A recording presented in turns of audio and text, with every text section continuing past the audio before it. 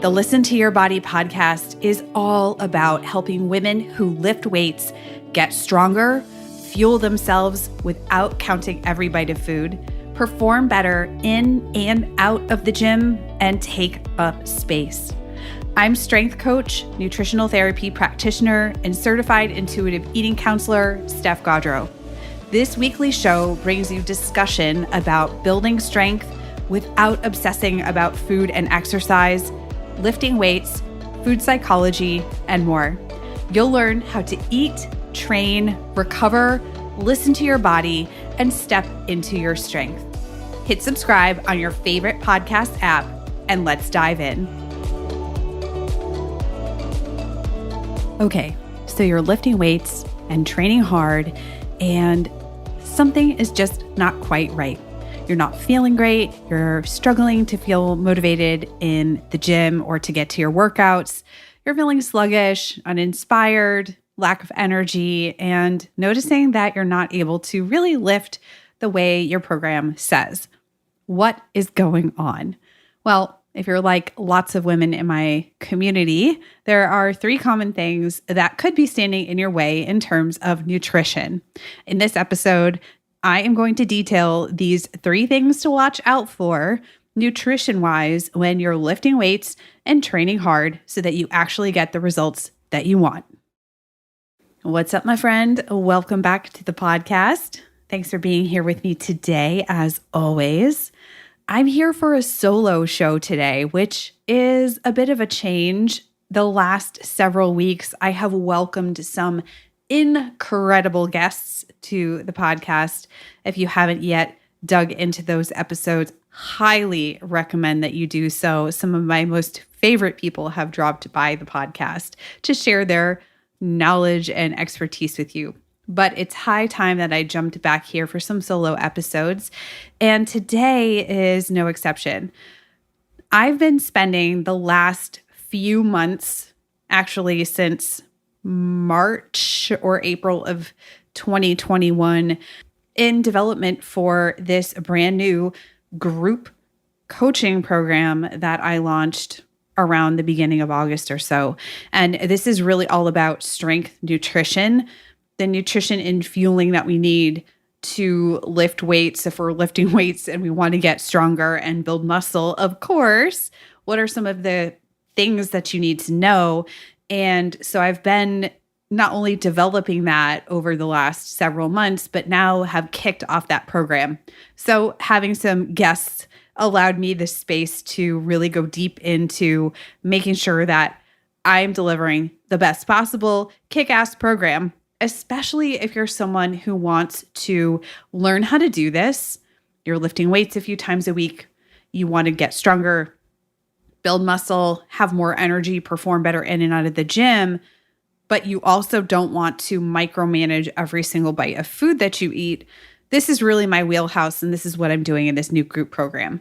If you want to get on the wait list while I'm mentioning it for the next round, then you can do that by going to stephgaudreau.com/link, stephgaudreau.com/link, or go ahead and check out my link in bio on Instagram, and you'll see the wait list there. So leading up to the launch of this first round of the program, I really was doing a lot of education, especially on Instagram stories, about some of the common problems that women who want to lift weights or are lifting weights run into when they are getting into the nitty-gritty of the fueling and nutrition aspect of this. And so today I wanted to bring you 3 things. These are 3 very common ones that I run into a lot in my community because, frankly, I still have a lot of people in my community from the early paleo days, and they're on a journey and experiencing what it's like to distance themselves sometimes from some of the things that they've learned, or at least to question some of the things they've learned. And so these are 3 things that I see happening quite a bit. I was also really got a kick and a chuckle out of this, that I found an audio to make into a reel on Instagram. So if you're not following me there on Insta, that's where I hang out for the most part on social media these days. And it is an audio clip from Harry Potter and the Half-Blood Prince. of Dame Maggie Smith playing Professor McGonagall. And she says to Hermione and Ron and Harry, "Why is it when something happens, it is always you three?" There's my sad attempt at a British accent. But nevertheless, it just kind of brought up in my mind this sort of comical reel that I made, but with a really serious message underneath it. So today on this show, I'm talking about these 3 things to watch out for when you're lifting weights, training hard, you have a really active lifestyle. Maybe you're doing some higher intensity cardio stuff in there as well. And you're just feeling like, why do I feel so shitty? So let's take a look at some of the common things that happen with nutrition. All right, so the first thing is being too low carb. I have several one-on-one clients, and this is a very common thing that they struggle with. I'm thinking about one client in particular who, through basically being in a paleo type community for a while, ended up becoming lower and lower and lower carb as she went along.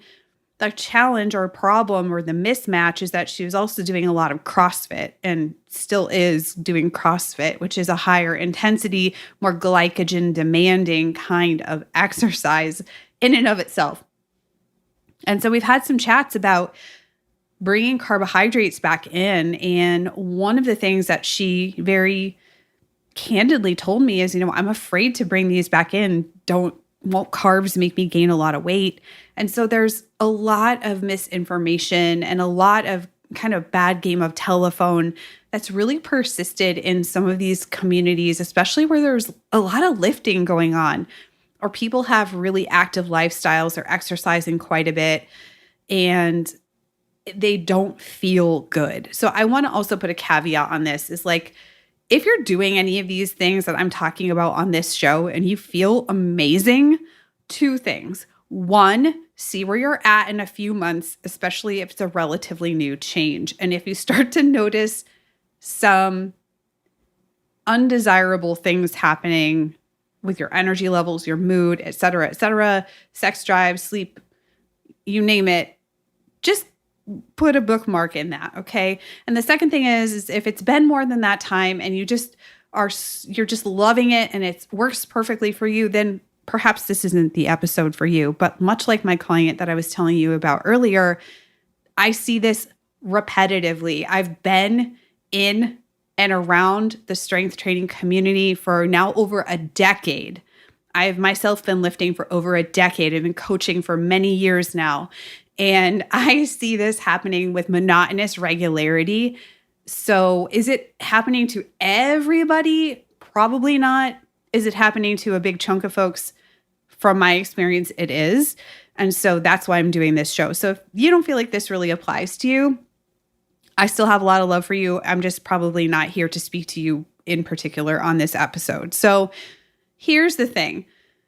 If you're not very active, you may be able to handle a lower carb intake. But what I tend to see is that women who are active oftentimes start making swaps or changes.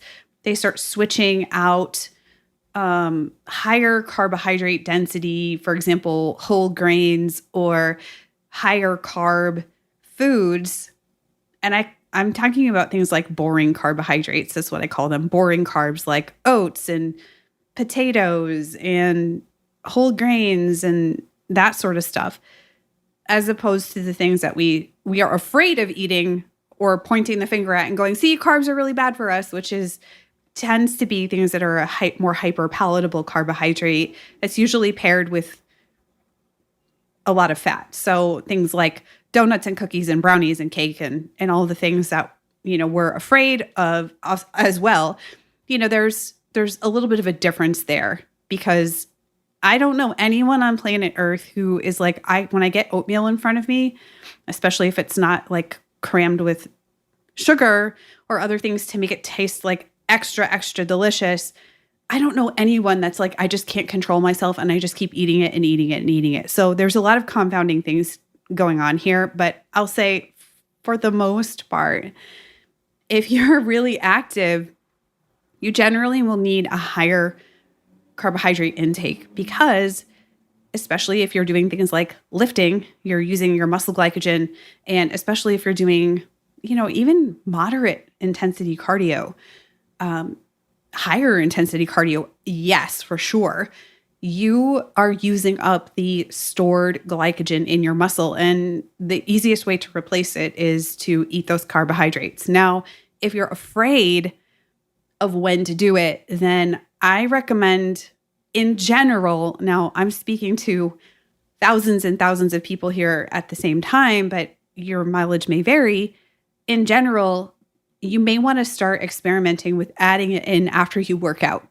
So if you're afraid to eat carbohydrates, potentially the best time to put it back into your routine is in that post-workout window. And I don't mean like, oh my gosh, 30 minutes and it's slammed shut. But, in the meal that you eat after you work out, you may want to include it there. So also, notice how you're feeling. If you're feeling unmotivated, you don't want to work out, you're really unfocused, you have a hard time concentrating, not just during a workout, but at work, in your life, if you're feeling ravenous, prone to ravenous hunger, followed by, what feels like a binge episode, if you sort of eat real light throughout the day and then you get to the evening time and you have dinner, but then all you want to eat is sugar after dinner. These are some of the things that I see in my clients, which is they're really eating they're not eating very much in general in the morning, and then sometimes even around lunchtime. And then oftentimes the carbohydrate intake is really low along with that. So take note. I mean, even when you're trying to make, and I'm using air quotes here, healthier swaps, healthier switches. And this happens a lot in the paleo space, obviously in the low carb space, where it's like, well, instead of rice, I'll have cauliflower rice. The carbohydrate difference between those two things is quite significant. So I'm not saying cauliflower rice is bad or vegetables are bad in any way, shape, or form. But what I am saying is sometimes you'll accidentally, even though you're trying to make better, again, air quotes, better choices, you may notice, or you may not notice, you may kind of be noticing that these other things are decreasing or declining, your energy, your mood, all the things I mentioned earlier. When you really take a look at what you're eating, you may notice that you're eating a lot less energy than you need. Okay. So that is the first. And look, I could literally spend hours talking about this. And this is why I'm doing my group program. So if you're interested in this stuff and you want to get more into it and learn the how-to and all that stuff, get your Tookus on the wait list. Okay. Or get on the wait list for one-on-one coaching, because we do that there too. Okay. So the first thing was being too low carb. The second thing is skipping meals. Oh gosh. I could rant about this, and some of you are probably going to hit me up in the DMs and say, you should have ranted more about this, because y'all like it when I rant. So here's the thing. We need to keep some perspective. And again, your individual mileage may vary on this, but suffice to say, I'm speaking in general terms. Here's the thing. Every so often is skipping a meal going to ruin your gains? I mean, realistically, no. I think sometimes we have a tendency to get way too granular in the sense that we feel like when we're talking about, I just sounded really Canadian there, huh? When we're talking, we just hung out with our friend who's Canadian, and I honestly think I just mirrored him there. Anyhow, when we're thinking about strength nutrition or performance nutrition, those sorts of things, is the overall training volume you're doing definitely plays a role. So if you're somebody who's hitting it super, super hard every day, you're or an elite athlete, those sorts of things, your tolerance for fucking around is probably a lot smaller in terms of continuing to skip individual meals and stuff like that.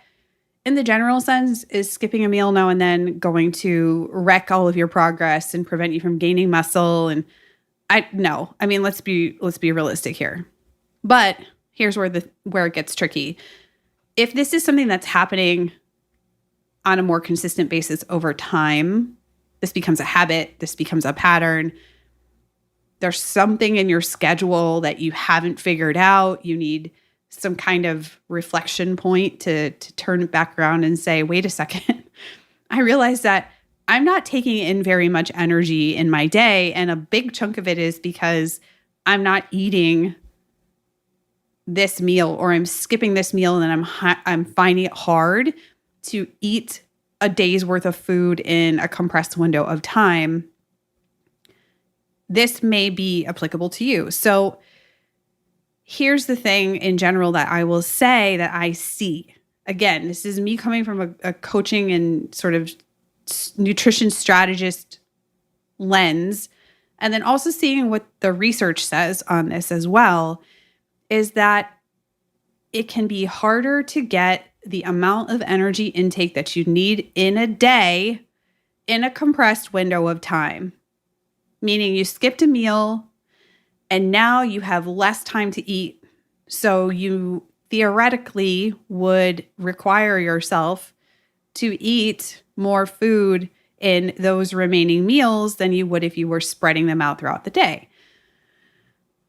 For some people, that's not a problem.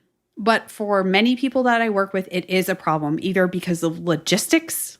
They're busy doing other things, stuck into their work, and really barely even picking their head up for air. Whatever the case is, there's also sometimes people who, because of their relationship with food and a past history of dieting or food restriction, really have a hard time with the idea of putting more food on their plate in order to get to a place where they're not deficient in energy intake. And you might think, well, Steph, I'm not an elite athlete, so this probably doesn't apply to me. And the thing is that reduced or low energy availability are not unique to elite performers or elite competitors.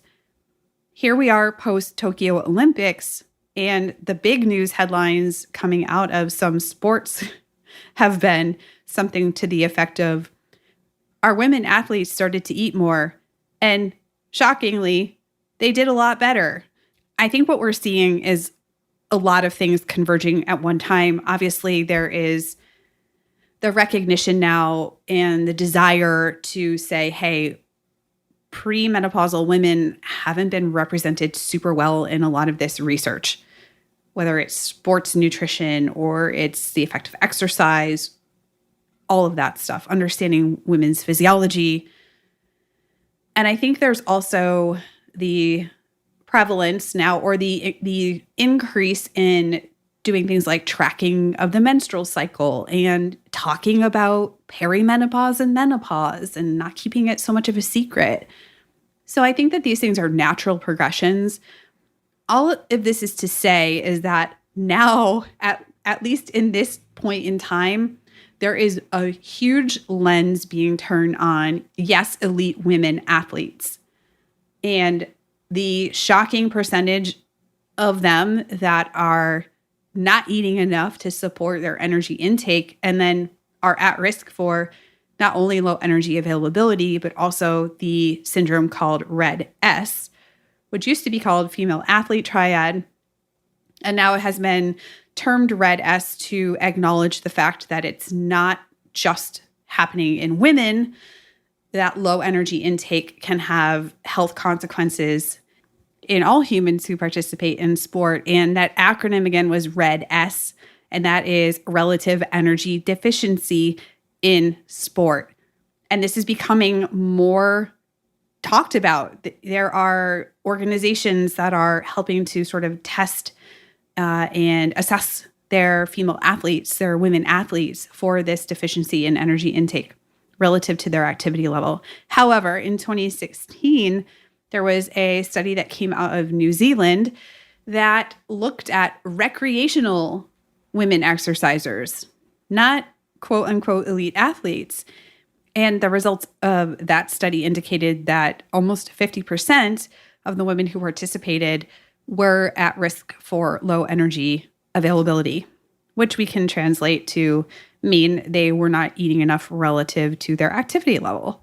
So again, you don't have to be an elite athlete to have this challenge, and skipping meals oftentimes it makes it more difficult to get in the amount of energy and other things like specifically protein that someone who's lifting weights and is interested in building muscle tissue really needs to provide in their daily intake in order to make that stuff happen.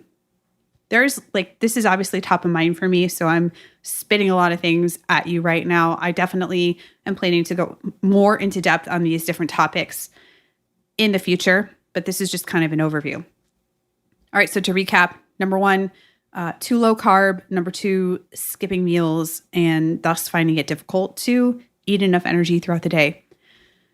Number 3, this is the third thing to watch out for when you're lifting weights and training hard with your nutrition.